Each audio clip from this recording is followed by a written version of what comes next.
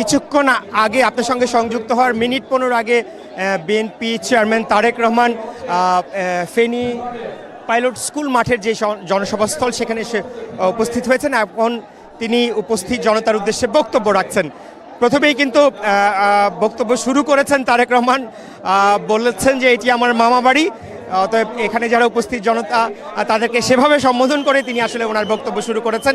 নিশ্চয়ই আপনি হয়তো দেখতে পাচ্ছেন যে তিনি এখন ঘুরে ঘুরে আসলে বক্তব্য রাখছেন। বিএনপির এই 12ই ফেব্রুয়ারি যে নির্বাচনে বিএনপির যে নানান প্রতিশ্রুতি, সেই প্রতিশ্রুতির কথা বলছেন। বিশেষ করে বিএনপি যদি জনগণের ভোটে সরকার পরিচালনার দায়িত্ব পায় তাহলে জনকল্যাণে আসলে বিএনপি কি করতে যাচ্ছে, কি করার পরিকল্পনা রয়েছে, সেই পরিকল্পনার কথাই আসলে তিনি তুলে ধরছেন।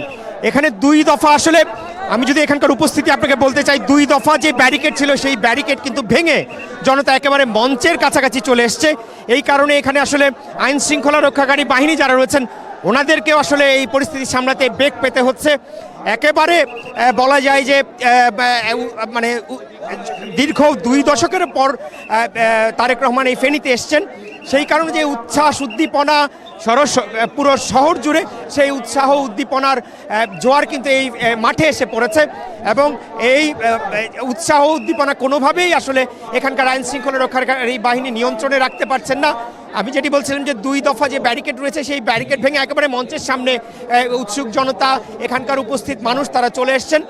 তো তারেক রহমান এখন বক্তব্য রাখছেন, ধানের শীষে ভোট চাইছেন। বিশেষ করে এই বৃহত্তর নোয়াখালীর যে নোয়াখালীর 6টি এবং লক্ষ্মীপুরের 4টি এবং ফেনীর 3টি সংসদীয় আসন, সেই সংসদীয় আসনে যারা ধানের শীষ নিয়ে প্রতিদ্বন্দ্বিতা করছেন সেই ধানের শীষে ভোট চাইছেন। এবং তিনি বলছেন যে বৃহত্তর নোয়াখালী আসলে একেবারে শুরু থেকেই বিএনপি এবং জিয়াউর রহমান বিএনপি ধানের শীষের ঘাঁটি, সেই কথা স্মরণ করিয়ে দিয়ে তিনি আবারও এই ফেনীবাসীর কাছে, লক্ষ্মীপুরবাসী, নোয়াখালীবাসীর কাছে ধানের শীষে ভোট চাইলেন। এখন তারেক রহমান বক্তব্য রাখছেন। পরবর্তী সংবাদে আশা করব ওনার বক্তব্য এবং এখানকার আরও সার্বিক পরিস্থিতি এবং এই সমাবেশ শেষে আরও 3টি সমাবেশ রয়েছে কুমিল্লায়, তার বিস্তারিত আশা করি আমাদের দর্শকদের জানাতে পারবো।